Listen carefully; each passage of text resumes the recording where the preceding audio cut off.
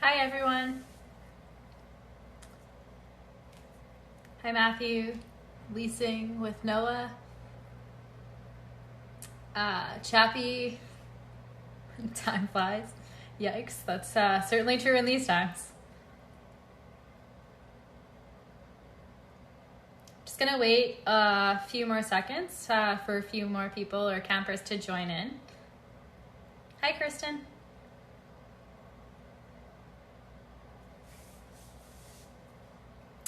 We have some fun activities, a little bit of a chat, then later going to take you through a bit of an exercise that I use both in competition and kind of day-to-day life. Hi everyone. Hi Lisa, Laura, /TO.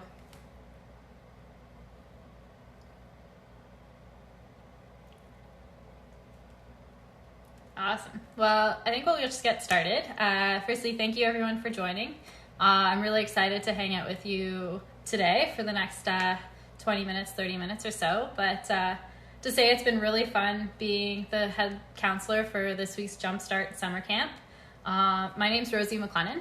I'm a trampolinist. I've competed at 3 Olympic Games and I'm a 2-time Olympic champion. Definitely working hard and training towards Tokyo next summer and trying to make the most out of these COVID times. I got into trampoline when I was 7. Something about the sport was just so fun, but I got involved in a lot of different activities and a lot of different sports. It's really a way that my family connected, and we were able to kind of spend time together, get outside, really connect with each other, try different things, experiment, fall, fail, get dirty, get back up and learn. And I think that was something that was always really fascinating to me about the Olympics was it brought all these people from around the world together through sport. And for me, that was just really exciting. Hi guys. We have Lindsay and Rebecca. Thanks for joining. Yeah, I think we're going to get into some questions and answers first. We had a few that came in before, but if you guys have questions or comments or something you want me to chat about, feel free to toss it into the comments and I'll try and do my best to queue up. I will say this is the first time I've done an Instagram live by myself. I've joined other people's, so we'll give it a chance, give it a shot. But yeah, I think... So some of the questions that were sent in already, one of them was, how did I stay motivated for Tokyo once it was postponed? And that's a really great question. Obviously, when the games were postponed, we're still in the middle of this COVID pandemic. And I logically and rationally, I knew that the games had been postponed, but it really took me a while to adjust. I still wanted to go all out all the time because we're going from peak performance in the final stages of preparation for Tokyo, and then all of a sudden we're a year out. So it did take some time for me to adjust. I was able to take a step back, but I think one of the most exciting parts is we don't often get a chance to rewind or redo, and this is kind of a unique opportunity for that. So all those times I questioned, what if I had made this change last year? And would that have made me better? All of those questions are things that I thought about adjusting or what ifs. I now have a chance to implement those and put those in place. So I've really tried to focus on this postponement as an opportunity rather than a setback. It's another year I get to do something that I love. So yeah, that's a great question. Another one is some stretches for some flexibility. I think the important thing with stretching is you have to do it every day. And if you want to stay on top of it, it's kind of like searching your body and exploring your body to figure out what feels tight. And once you find something that really stretches, just hang out there for a while. And you have to be a little bit patient. For me, I always start my day with a whole full body assessment. So I'll start with the top of my body and kind of stretch my head my neck and kind of explore what's tight. I'll kind of stretch my side and see if I can find any stretches in my upper body. Same with my back. I'll kind of like explore some tight positions, see if there's any tightness there. And then anywhere I find tightness, I really just try and like hang out there for a little while. Yeah. More questions. How do I gain confidence? Confidence is interesting. I think the more confidence you have, the more you get or can get. But it's a bit of you have to start somewhere. And I think one of the things that really helped me with confidence was really turning inwards and identifying what I loved. And I'm going to talk about it with sport. So in sport, like whenever I was feeling a lack of confidence or a little bit scared, I would always just kind of turn inside and be like, okay, well, why am I doing this sport? And it always came down to the love of it.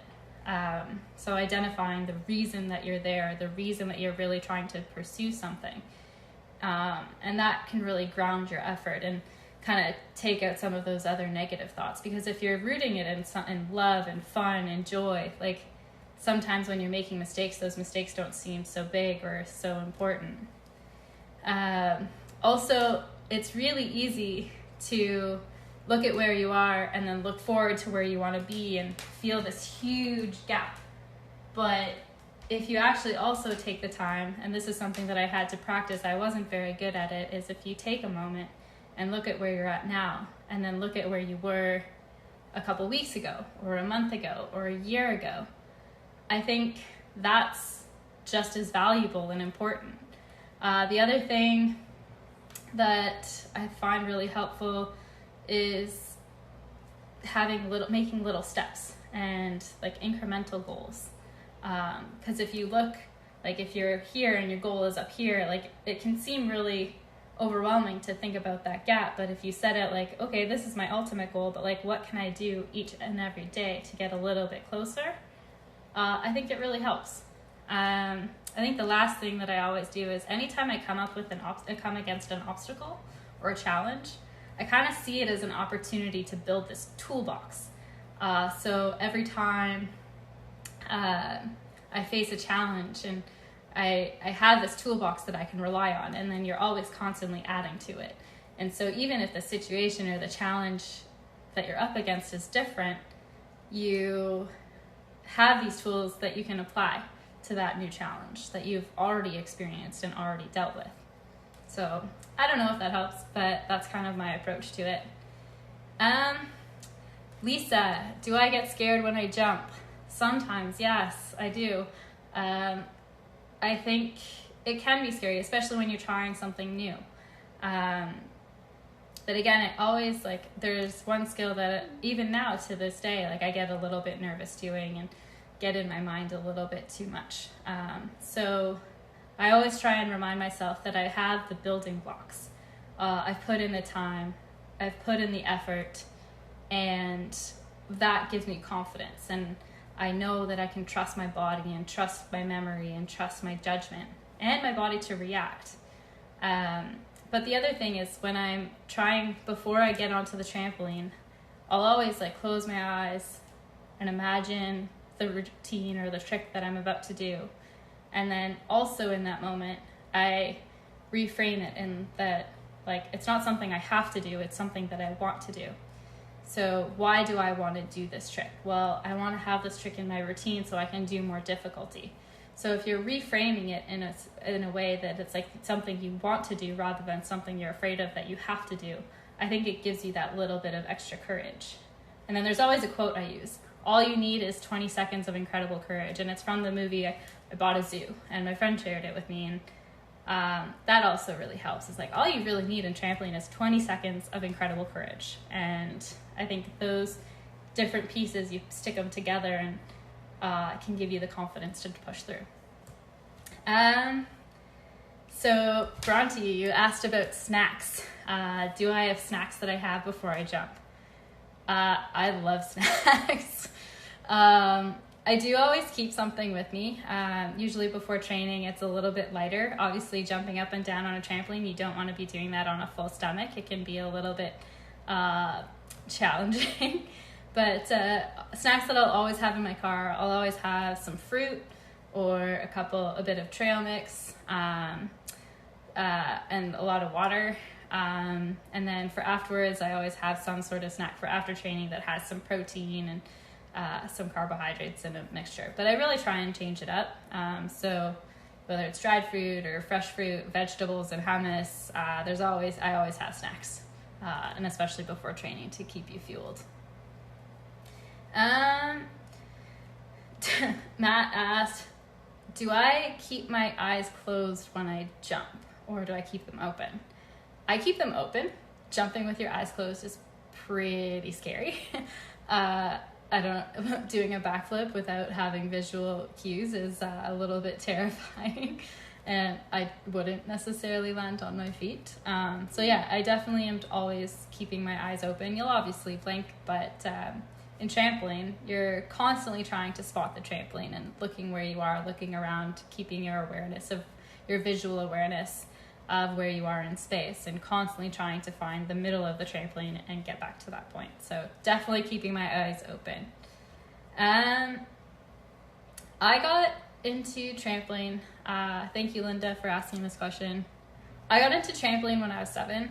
I'm the youngest of 4 kids, and kind of as the youngest, I kind of just tagged along with my older siblings and wanted to do what they were doing. They did artistic gymnastics, and so I did kinder gym while they trained, and they always loved the trampoline portion of the class, and so eventually my brothers found a trampoline-specific gym. And when they switched, my mom couldn't really find a babysitter, so my sister and I tagged along, and I've been jumping ever since. I love the sport. There's always new skills you can learn. There's always new routines you can learn.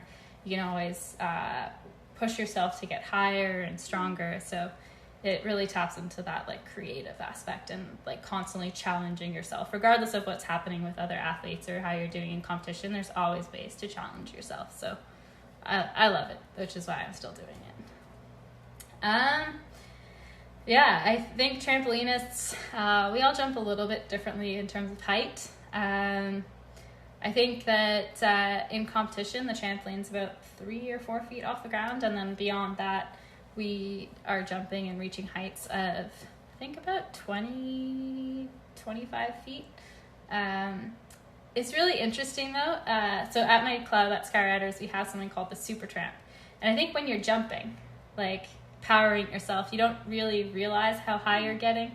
And that it kind of takes that element out. But if you stop up there, like my teammates have grabbed onto the rafters and then they look down, and it's a completely different perspective when you're just paused up there in the air as high as you can get versus like propelling yourself and powering yourself. So there is a bit of a sense of control over the height that we're getting. But there are some trampolinists that are afraid of heights, so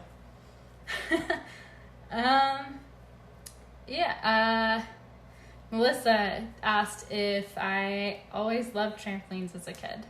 Yeah, I mean, how can you not? You can jump on a trampoline. How do you not have a smile on your face? I think it's a lot of fun. I think you see it in kids jumping on a bed or in the backyard on trampolines. It's a great way to get out energy, a great way to kind of explore your power and skill and coordination. But for me, it was also what my older siblings did. And I wanted to be like them, and they were having so much fun with it. And I think one of the most exciting pieces for me was when I was really young and I had to stick behind or stay after my class and watch my brothers train. I got to watch my role model and idol, Karen Coburn, train. And so I think that was always really exciting, just seeing what girls were doing at the top of their field and how they were pushing themselves and challenging themselves. But ever since I was young, I've loved jumping on trampolines, and it's definitely been a big part of my life. So thank you for that question.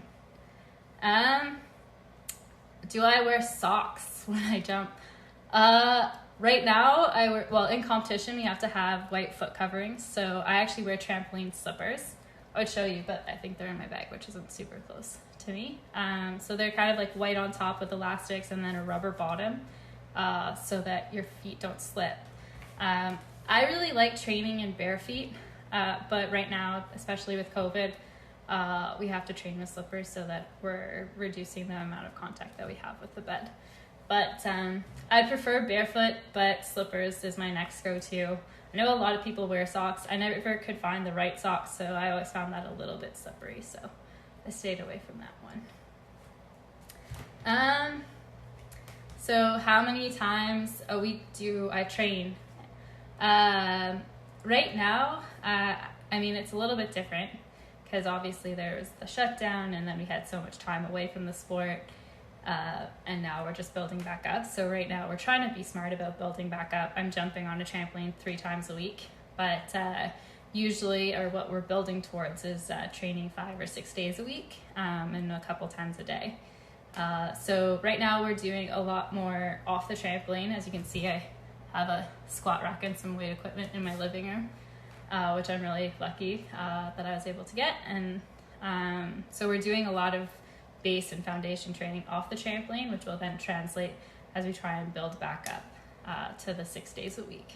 But in peak training, or like had the games not been postponed right now, well, I guess right now I would have been in Tokyo, but leading into this, I would have been jumping anywhere from 6 to 9 times a week for about 2 hours each session. So lots of time on the trampoline there.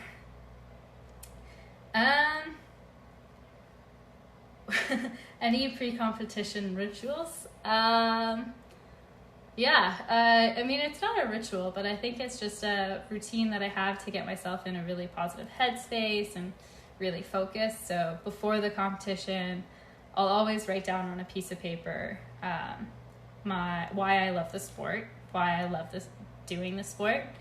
Then I also write down like my anchors, my family, my friends, my support system. And it kind of is a reminder that no matter what happens on the day of competition, that those people will always be there for me. So I actually stick that in my pocket on the day of competition so that it's like a physical, tangible thing I can kind of grab onto. I always listen to music that puts me in positive headspace. So songs that have like a good memory associated to them. And I'll listen to that as I warm up. And then right before competing, I'll always kind of close my eyes, do some deep breathing, which I'm actually going to take you guys through in a few minutes.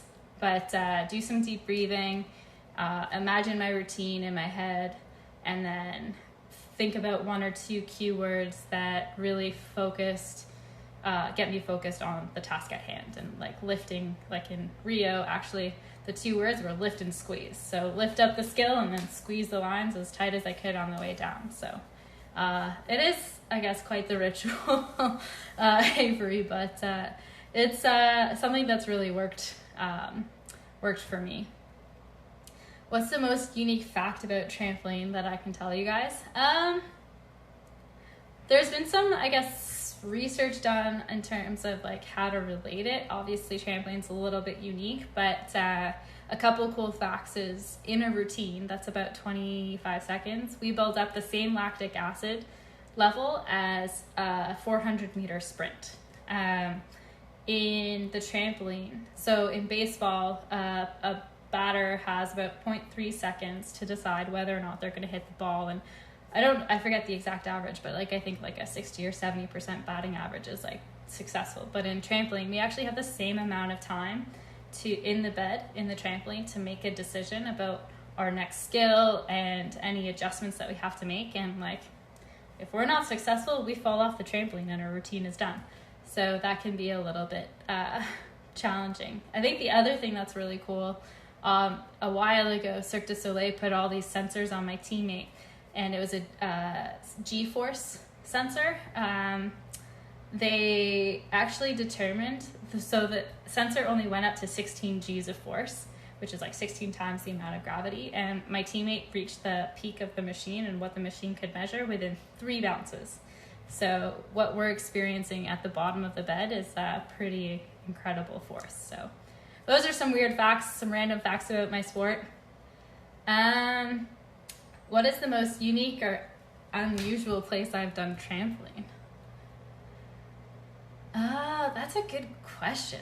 I don't know. I did a show after the London Olympics where we traveled around a little bit, and one of the environments was like a pitch black stadium. Like they turned out all the lights, and it looked probably really cool from the stands, but all they had on the trampoline was a spotlight, which in our sport is not ideal. So it made it really difficult to see. So that was probably the most unique, but we also actually used to have competitions outside, which was a lot of fun at Harbourfront down in Toronto. So that was pretty cool. We also had a competition at Yorkdale Mall in Toronto once, which was pretty neat, just because there's so many people who had never been exposed to this sport. So many questions, guys. This is awesome. What is my favorite song to listen to when I prepare? So before my first routine, I listened to Let the Drummer Kick by Citizen Cope. I have for a long time, probably 8 years. I like it because it's a bit of a slower song, so it can help bring my heart rate down and my breathing level down. And that's important, especially for the first routine, because there's a few more single flips and it's a bit more controlled, a little bit simpler in terms of the skills. So it just helps you kind of if my nerves are up here, it helps bring me down here. And then before my second routine, it changes. Right now, I guess in the last competition, which was in February, I listened to, what was it? Whatever It Takes by Imagine Dragons. So for my second routine, I always pick something that's a little bit faster paced, a little bit more upbeat, always that has positive memories to it, or some sort of line or message that resonates with me and gets me excited. So yeah, that's those are the songs that I listen to. But I have a playlist that I constantly add songs to, and I'll listen to it on the way to the gym or in my warm-ups. Do I ever trampoline recreationally with friends? Sometimes. I guess if my friends have a swing free in the backyard or trampoline, we'll play around on it. I spend a lot of time on a trampoline training, so oftentimes I'll try and do different activities with my friends outside, like hiking or swimming or going for a walk or biking. But on occasion, often actually now that my I'll jump a lot on with my nieces or my friends' kids or younger kids on trampolines, and that's pretty fun because they get pretty excited, and I really like that. Wow, you guys have awesome questions. This is super fun.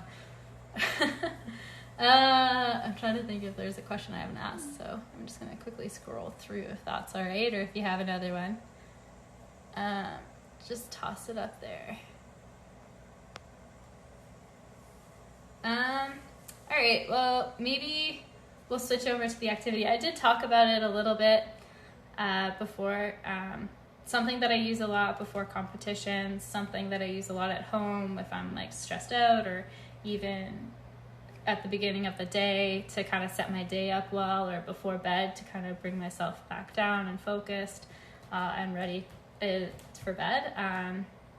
I'll always do a bit of a stretch session, but the next thing I do is some deep breathing. So what I'll do is take about 5 breaths in and out, but each time you're counting in for 5 seconds, you hold it for a few seconds, then out for 5 seconds and hold it for a few seconds. And for me, I find this activity, it just really gets you focused on the sensation of the air going in and out.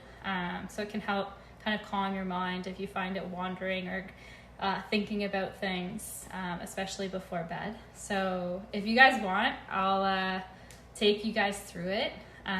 So we'll just do 5 or so breaths and counting them. So you guys take a second to close your eyes.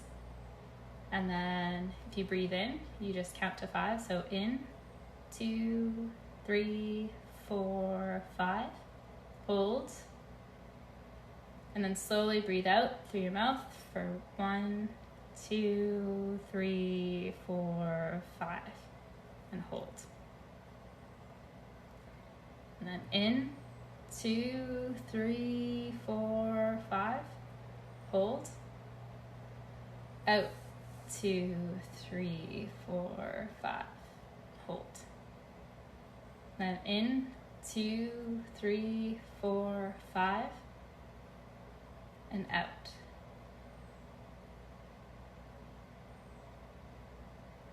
And breathing in.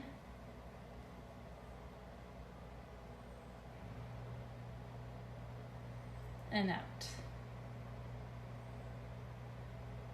Then one more. In.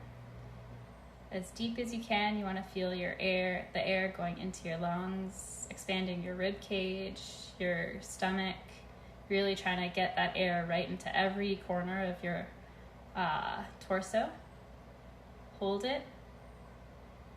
And then breathe out and try and slowly get all the air out that you breathed in out of your system. So out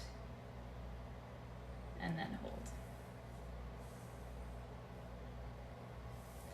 So that's just a bit of an activity to help take a minute from your day. It's only about 30-40 seconds. I always find it really helpful. I honestly do it probably twice a day.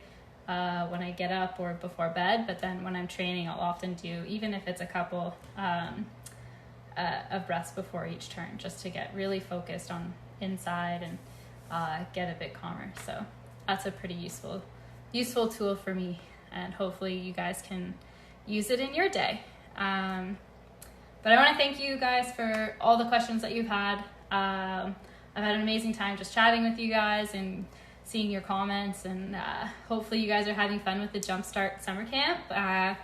We're having sessions, I think it's every weekday at 8:30 a.m. So if you're looking for activities to do each morning, it's a great way to get involved, get active, and just have that summer camp vibe, because obviously had to get creative a little bit, but yeah, it's been awesome. We'll be back tomorrow for some super fun trivia, activity games for Jumpstart, and this week the theme is going for gold. So it's been fun. I'm excited to be your head counselor this week, and we'll see you later. Thanks, guys. Bye.